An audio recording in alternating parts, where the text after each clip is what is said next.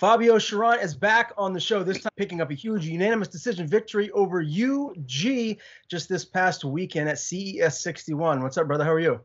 I'm doing good, just hanging out. You just got your sixth pro win, so I'm sure whatever is next is going to be that step in the right direction that I know that you're looking for. Let's talk about the night. I mean, a tough guy. He's beat the likes of Pat Casey before. He was previously undefeated. You gave him his first L. How pleased are you with your performance?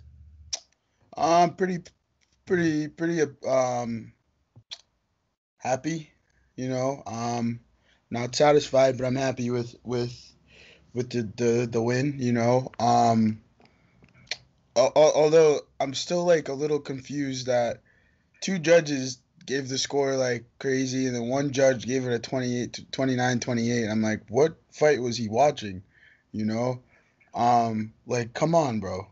What fight are you watching? 29-28? Two judges like 30-26, 30-27, and one judge 29-28. I'm like, what? Did you think that was a 20 that he won around? I thought you won at 30-27, but I'm not a judge. I never know what judges are looking for. I was like so confused, But like, hey, it still went my way, I'm happy with the fight. I mean, I hurt myself in the first round. And I tried to I was trying to keep a good poker face, and not look hurt. And man, I was trying to throw everything at that guy, and he just was not going down. I was really, really confused. I was questioning myself at like, do I really have no power? Like, I was hit like a lot at that guy, and he was just not phased really. Towards the third round, I think he started to be on the skates a little bit and run, but it was a crazy fight, and had a lot of fun. I got to show people that I can throw punches. I just don't pull guard and choke people out, so it was fun. What was your corner telling you in between the first and the second and third rounds? Did they feel like you were, up 2-0 going into that last and final round? The only time my corners ever were concerned was after the first round. Even though that I got up from the takedowns and I was throwing punches, I was putting punches together. They were like, man, they were like, hey, that round was a little tough. We're gonna have to do something big this second round. And then the third round, it was like, all right, we just got to put him away now. We got to put him away. Like stop playing around, put him away, put it on him. But they weren't really concerned with the decision at all. Mm-hmm. You did post on social media. You were showing some love to your coaches, Sean and Lee, and you said to stop coaching me so much in the fight. Is that something that is just in the heat of the moment, maybe where you're just kind of frustrated that you're not getting the outcome, like the finish that you wanted, and you're just kind of super. I think it was I forget if it was it was after the second round. I was fatigue had set in. I was tired. I'm like hitting this dude with everything I got, and he's not going down.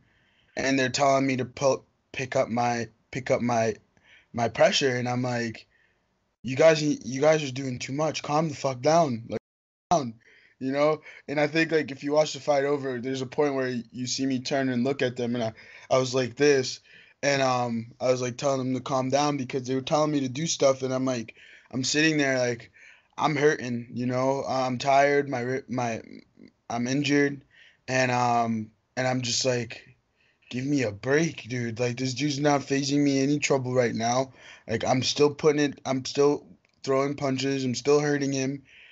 Like, why can't we be like I'm doing my best, I was so confused. I'm like they're like the whole finish him. I felt like doing the Mike Perry thing. Like, have you ever seen that? When Mike Perry is like, when my coach is like, get him. Like, no, you get him. Like, shit like that. I'm like, I'm the one in here doing it. Like, but like, I know that like my coach, then after I talked to him, I told him why I was doing what I was doing, and he understood, But like, yeah, me telling my coaches to stop coaching me so much was totally in the heat of the moment, I was like, just like, it was after I did it, I was like, damn, why did I just say that? I'm sorry. Well, they're so used to seeing you get round one and round two finishes, so they're probably expecting the same thing this time. But I got to imagine you're probably a little bit disappointed you didn't get the finish. But looking back on it now, can you say that you learned something about yourself, about your toughness and maybe perseverance to be able to push through against a guy so tough? Nah, like I said, like I think people are getting that never gone out the first or second round a little screwed up, because like as we train to go 5 rounds, we train to like we don't just do 3 rounds in training sessions or 1 round or 2 rounds. We do like five, anywhere from 5 to 10 rounds, So like you should know what a third round feels like. You should know what a second round feels like. You should know what a fifth round feels like. Um, so the fact that people are like, especially the commentator, there's one commentator, Joe is actually speaking on some actual like good things, but there's just that one commentator that kept on talking about, oh, can he go past the second round? I went past the second round. Oh, it's the first time in his career he's going in the third round with the weight issue, all this stuff like that. And I'm like, bro, like, come on. How many times are you gonna keep talking about it? Like, I skated through the second round. You think the third round is gonna make a difference? No, I'm still gonna do. I'm still here. Um, like, uh, it was like after going back and watching the fight, it was super frustrating watching the fight with the commentators on, because you got one guy actually like one guy that's talking about my skill and talking about what's going on, and one guy that keeps trying to bring up the flaws of everything, which I get. It happens in the fight games, like in certain fights, it happens, but it was too much. I'm like, bro, like we get it, like we get it, like talk about something else. How fresh did you feel in that third round? Did you feel 100% like yourself? I was hurt, so I didn't feel fresh at all. Um, but I wasn't gassed, if that makes sense. You know what I mean? Like I was fatigue had definitely set in the third round, but I wasn't like gassed. I felt good. I felt like I could have kept on going. I felt like I could have done a fourth round, um, or a fifth round. Even though I've never done that before, but um, it was more towards the injury that had caused me to get fatigue. So it was like tough for me to breathe at certain points, but I wasn't like gasping for air. I was controlling my breathing really well. But I felt like I definitely could have thrown more punches towards the third round. Like I got a little pissed off too in the fight. The referee was like saying, "Come on, guys, do something." As we're in the cage, like walking, like I'm like stalking the dude down, like trying to get a good like cut off his angle, and the referees in there saying to come on and do something. I mean, bro, we're not on top of each other against the cage. Like, what are you talking about? I've never heard that before. I don't know if other fighters have heard that before, but that was mad confusing. Like telling two fighters that are standing up, moving around, trying to like I'm once trying to get a lock on somebody, and you're gonna tell them to come on, do something. Like, I was so confused. Has anybody ever said that to you? Like complained about that to you? I was very confused by that. Yeah, I mean, I think judges and scoring and everything that, the variety of judges that are out there nowadays and the referees, what they're looking for, it's going to vary fight to fight and promotion to promotion. But I do think that's an issue depending on, who's in there actually reffing the contest. But I got to imagine, though, looking back at it now again, you said you're pleased you got the win over a tough guy. You said the injury that happened and it affected you in the third round. How's that feeling now? That's not something that's going to linger and affect you here moving forward. You're going to be able to fight again soon, right? um, yeah. So the first round, I went for a choke and I squeezed, and when I squeezed, I heard a pop in my rib, and from there it was just like it was like tough to throw a jab out. So that's why I was throwing my left hand a lot. I couldn't throw a jab, and if I could throw my right arm, it was a hook. I couldn't throw it straight out, and And that's what my coaches kept on telling me, to throw that jab, throw the jab, throw the jab, and I couldn't throw the jab. And yeah, after that happened, it was really tough for me to like throw it. And but yeah, no, it's a lot better now. It's a lot better now. Um, I can breathe. I can do stuff again. The first couple days after the fight, it was like a little tough, you know. But we're good. We're good. That's good to hear. But what does a win over UG do for you at this point in your career? I mean, I got to imagine prior to accepting the fight, maybe there was a touch bit of hesitancy because he's got a lot less experience than you. He was undefeated, but going in against a guy like that, that's not as experienced, not as well known as you, it might have presented a problem for you moving forward if something were to happen, where you were to got caught. So what does this win do for you right now? Um, I wasn't really worried about accepting the fight. The match the matchmaker had two opponents for me, and I told them word for word. I said, I actually sent him a voice thing, and I said, "You pick who you want me to fight, and send me the contract." He gave me both names. I looked up both guys, and the other guy he gave me was way less dangerous than Yugi. And I just told him, I'm like, look, you pick, and I'll sign the contract. I'm ready to go. I don't care who it is. I need to fight. That's all I say is I need to fight, you know? And a day later, I got my contract, and we signed the contract, and the fight was on.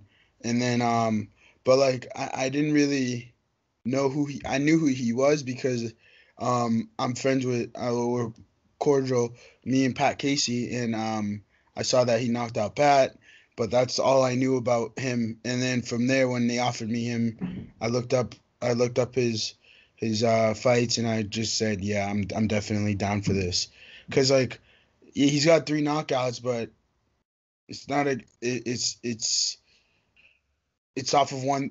It's tough to explain. He's just there's certain things that I saw in the fight that I was just like, yeah, I'm super game for this, you know. I wasn't worried about it, but as to where this puts me now, I'm not sure. I would have to talk to my manager and talk and see what's up, because I know the whole weight thing is a problem.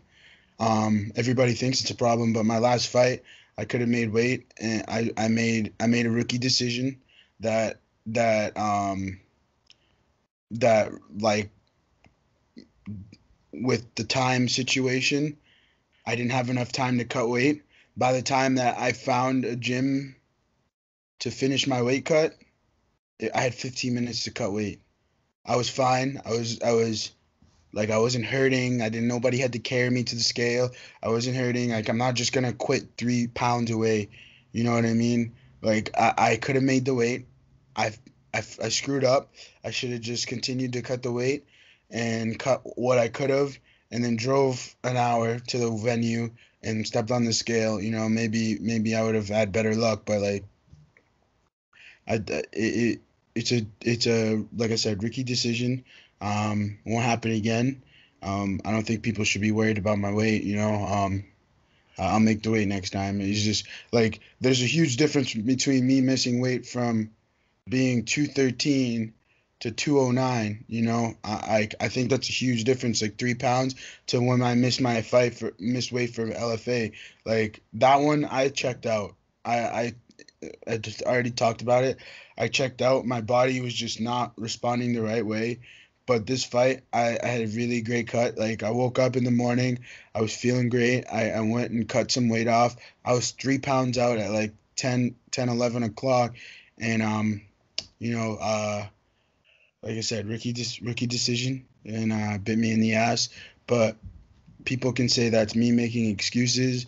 It's not an excuse. Like, it's legit. Like, I don't know why I would make an excuse about something so stupid. You know what I mean? The fight still happened.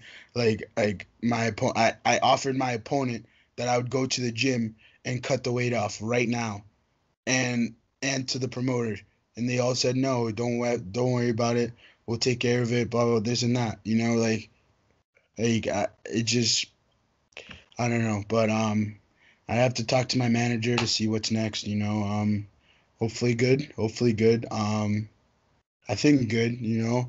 I'm coming off of two back-to-back wins, one against two very good guys. And I mean it wasn't a finish. I went 3 rounds, but I think to get a shot or something. For sure. And I know this is it's a frustrating topic for you, the whole weight issue. You did say even on your social media that it was a rookie mistake, a rookie decision that you made. Can you just elaborate if it is more of like a time management type of a Yeah. problem? Okay. So I had woken. I was in the sauna. I was in my portable sauna. I'm sitting in the portable sauna, and I had just done 10 minutes in there. I get out. I took everything off. I wiped myself down. I stepped on the scale. It said 208, and the person that was helping me with my weight cut was like, "Man, I bet you're on like you're close to weight. That you've been doing this for a while." And I told the person, I'm like, "Look, there's another scale in my gym, in my strength and conditioning gym. Run in there and grab that, and I'll step on that one." So I stepped on that scale, and that scale said I was 213. So I started freaking out. I'm like, what the fuck is this? Like, this said I just gained weight. I'm not drinking water. I'm not. And then I stepped back on my other one, the one I was already using, and that said I was 211. I'm like, okay. So I start to freak out. So I got dressed and I drove all the way to my gym that I like usually do my weight cuts at. But their sauna's closed. I stepped on that scale, and that scale said I was 211. So from there, rookie decision, not checking the time, not paying attention to the time, I drove an hour to Rhode Island where the venue is. I'm all the way in Norwood. So it's about 45 minutes, 45, 30, 35 minutes. And at this point it's probably 11, maybe close to 12. So I drive all the way there, and I step on their scale, and that said I'm 209. So from there, I'm trying to find gyms. I called multiple different gyms, hotels, to try and see if if they had a sauna, if I could come and use their like gym. Nothing. Nothing was available.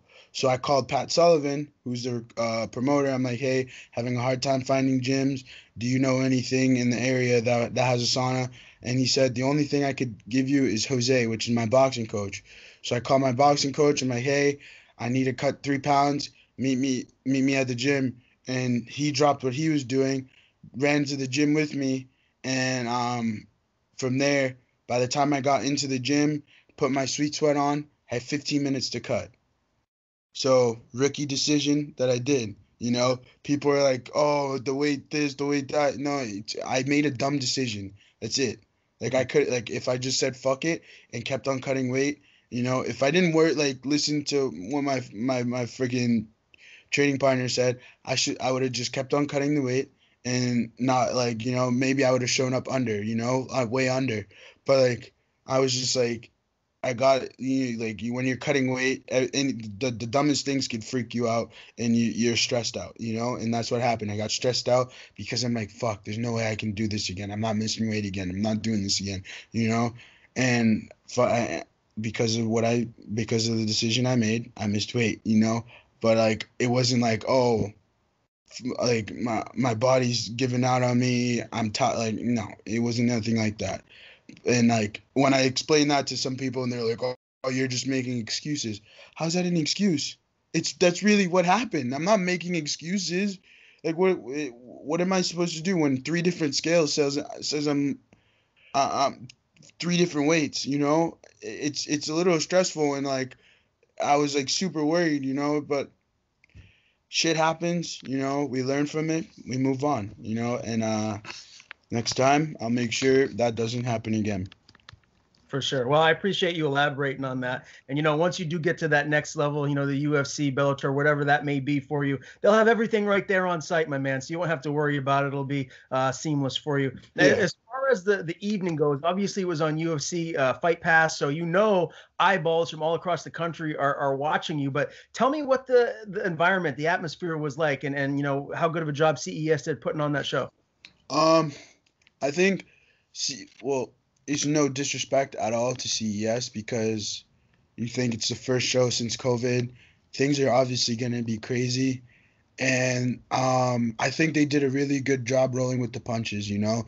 There's a lot of crazy things that were coming up while the fights are going on.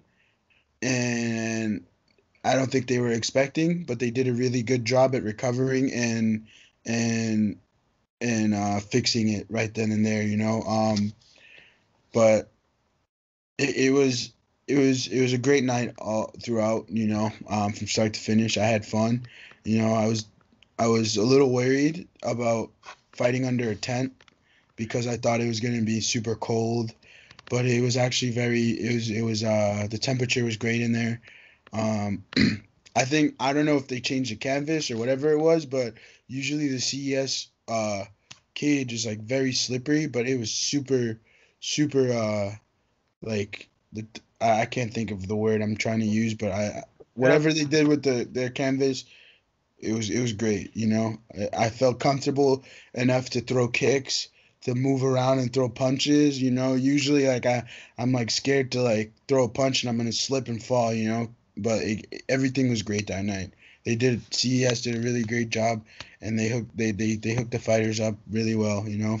For sure. That's good to hear. Do you miss having screaming fans right there, cage side? Like, are you starting to miss that, or you don't? Not locally. Because the local fights, the fans are a little bit closer to the cage than they are at like the bigger promotions, you know.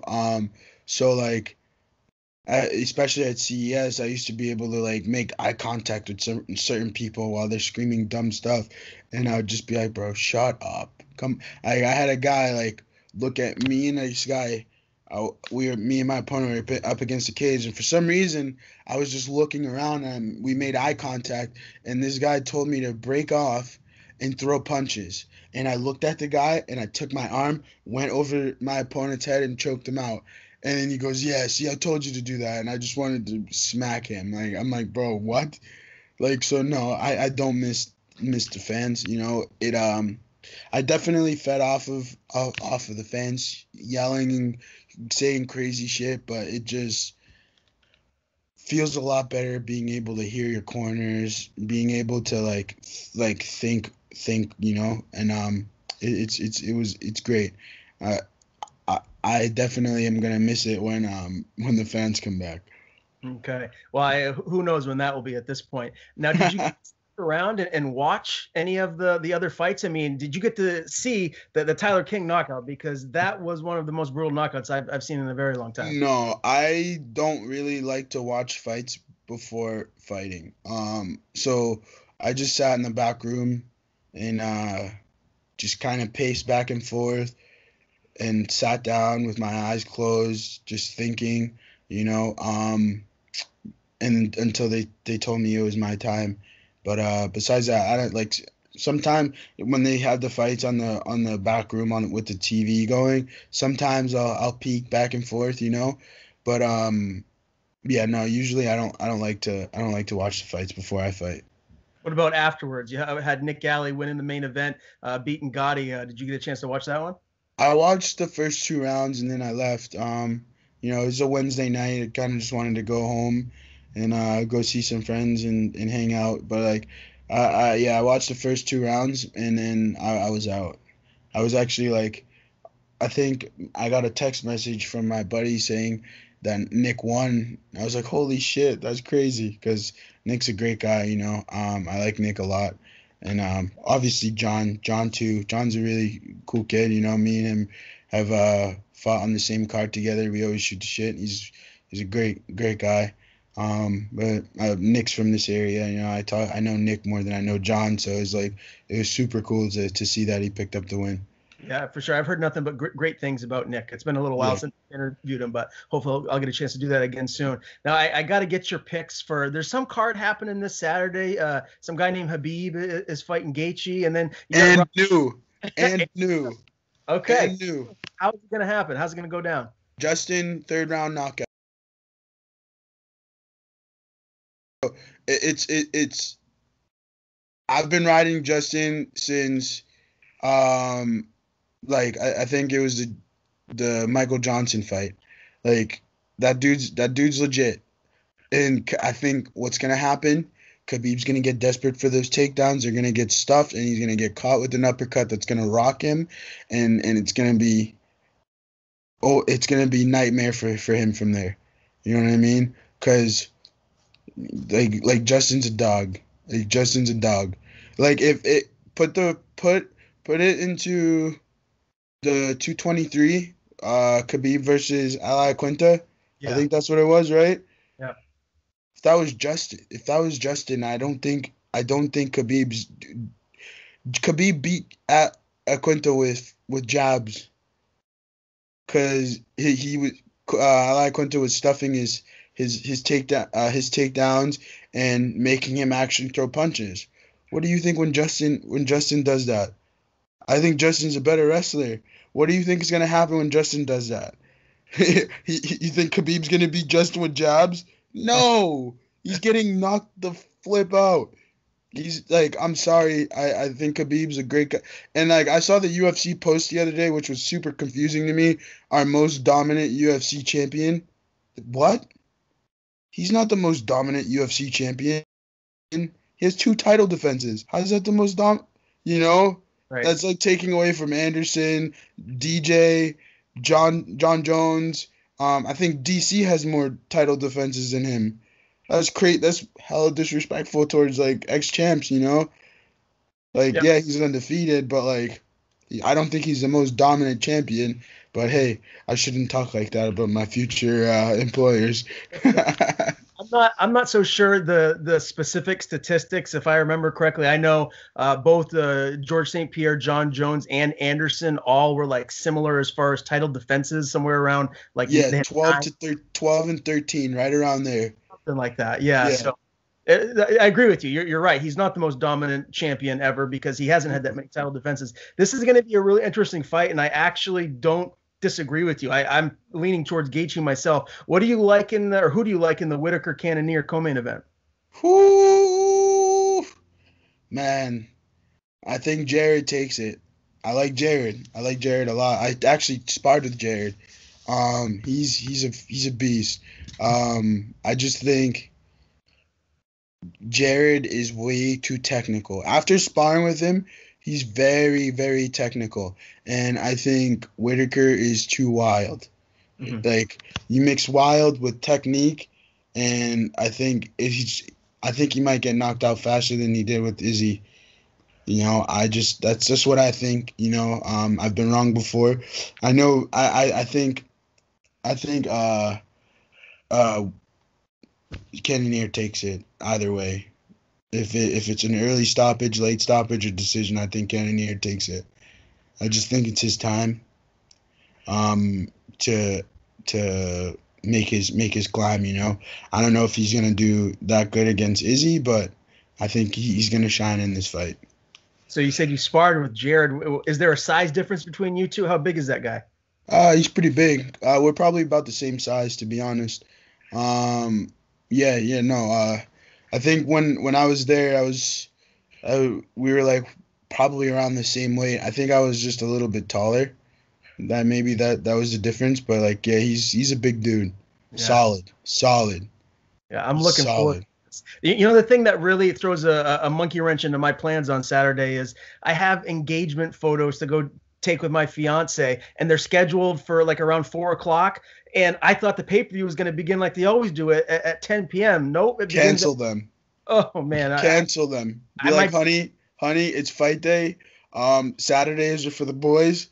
Let's do it on Sunday. Oh man, You might have to find a new fiance, but you know what? God bless that I have this smartphone. I can bring it with me, and maybe I'll just order it on my phone and watch it that use way. crack streams. Yeah, I could do that too. Yeah.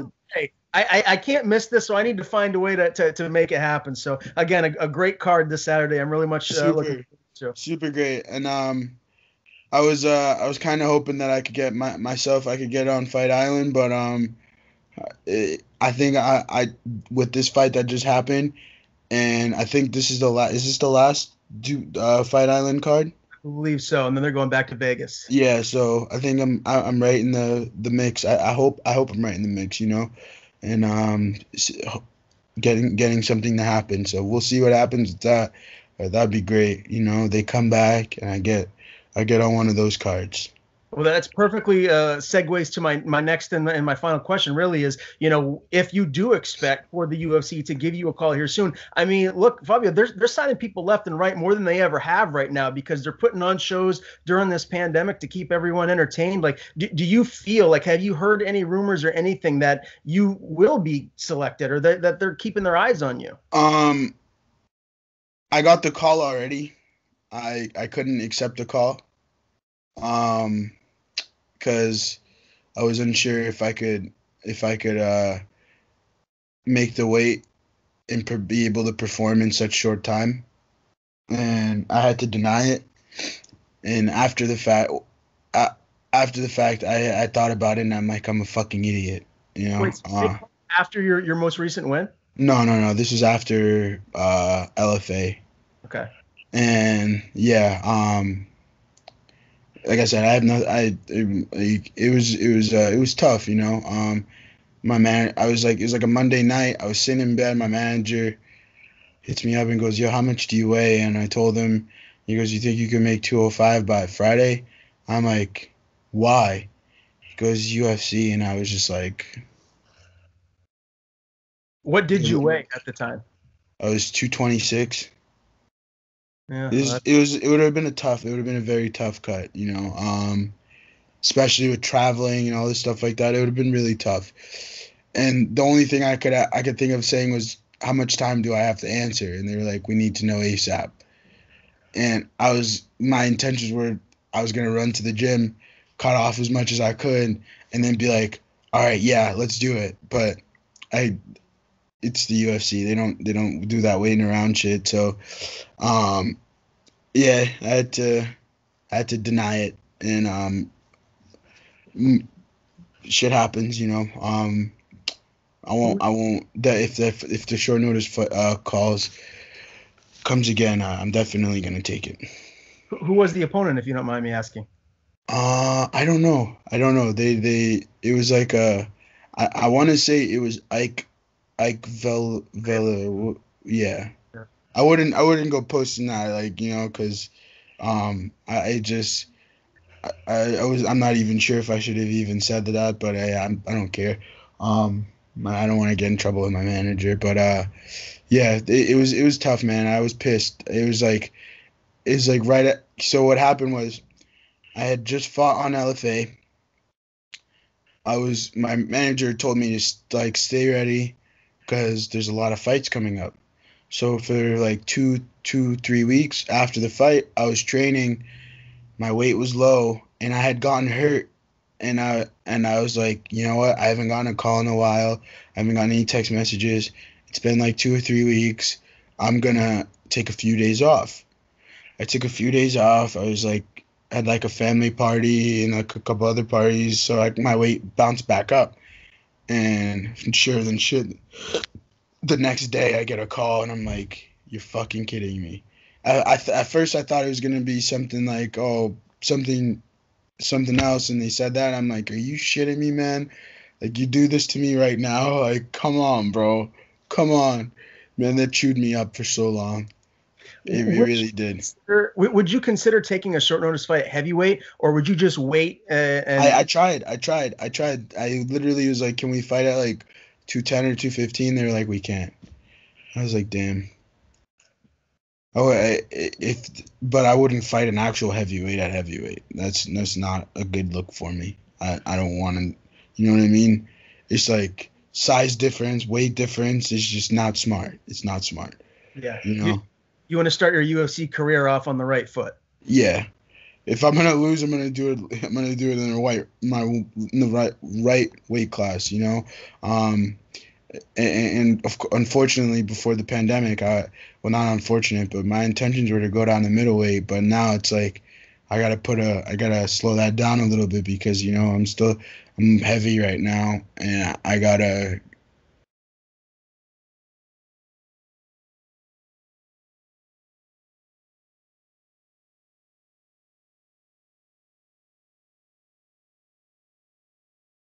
Now it's like, they come on, man. It's crazy. It is crazy. This pandemic has fucked me up bad, but hey, shit happens. I'm gonna fix it.